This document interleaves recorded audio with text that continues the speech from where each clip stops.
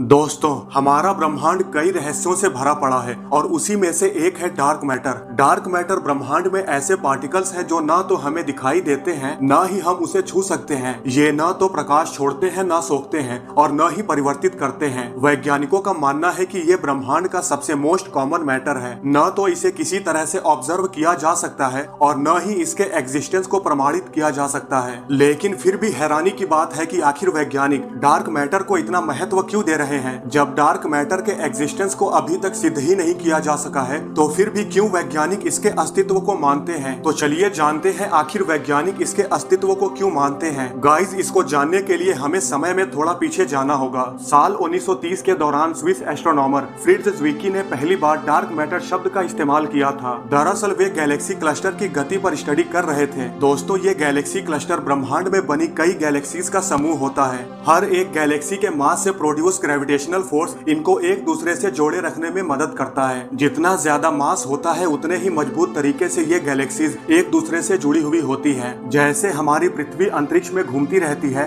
वैसे ही ये गैलेक्सी भी घूमती रहती हैं। फ्रिट्ज ज्विकी इसी को स्टडी कर रहे थे कि आखिर गैलेक्सी क्लस्टर में गैलेक्सीज एक दूसरे से कैसे बंधी होती हैं और उस गैलेक्सी क्लस्टर के सेंटर में किसी एक पॉइंट का चक्कर कैसे लगाती हैं।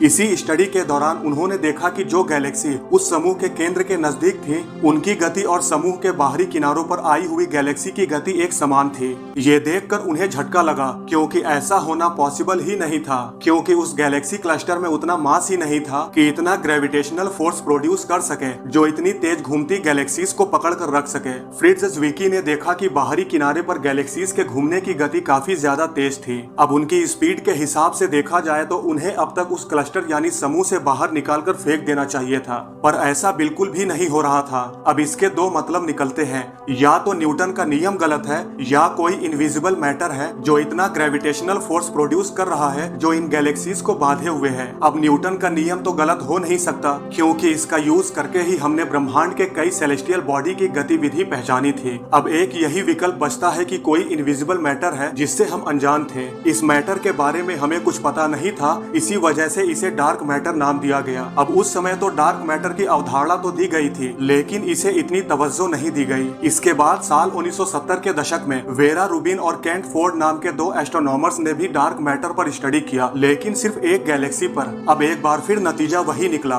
उस गैलेक्सी के रोटेशन के मुताबिक जितना मास दिख रहा था, उससे ज्यादा होना चाहिए था। अब अगर जितना दिख रहा है उतना ही मास होता, तो उससे प्रोड्यूस ग्रेविटेशनल फोर्स इस गैलेक्सी में रह रहे तारों को नहीं संभाल पाते और कब के वो गैलेक्सी से निकालकर बाहर फेंक दिए गए होते। क्योंकि अगर देखा जाए तो न्यूटन के नियमों के अनुसार किसी गैलेक्सी के तारे और गैस जैसे जैसे उसके केंद्र से दूर जाते हैं, तब रोटेटिंग स्पीड धीमी होनी चाहिए। ऐसा इसलिए क्योंकि बहुत से तारे केंद्र के पास होंगे और वहां एक पावरफुल ग्रेविटेशनल फोर्स क्रिएट करेंगे। लेकिन रूबिन और फोर्ड के ऑब्जर्वेशन में ऐसा कुछ दिखाई नहीं दिया। उन्होंने पाया कि गैलेक्सी के बाहरी किनारों पर मौजूद तारे केंद्र के पास तारों की तुलना में तेजी से घूम रहे थे, पर इतनी तेज गति से घूमने के बाद भी वो गैलेक्सी से बाहर नहीं निकल रहे, बल्कि गैलेक्सी के किनारे पर रहकर काफी तेज गति से घूम रहे हैं। अब ऐसा कुछ तो जरूर मौजूद है गैलेक्सी में जो सभी ऑब्जेक्ट को बांधे हुए है। इसी का एक्सप्लेनेशन देते हुए विचार दिया गया कि गैलेक्सी में बहुत सारा डार्क मैटर हो सकता है जो बाहरी तारों से ग्रेविटी के जरिए इंटरेक्शन करता है, जिससे तारों की गति तेज हो जाती है, पर वो गैलेक्सी से बाहर नहीं निकल पाते, बल्कि गैलेक्सी से ही बंधे होते हैं। इसी खोज के बाद डार्क मैटर के अस्तित्व को माना गया। हालांकि अभी तक इसे प्रूव नहीं किया जा सका है, क्योंकि करंट टाइम में मौजूद इक्विपमेंट की मदद से भी इसका पता लगाना असंभव है।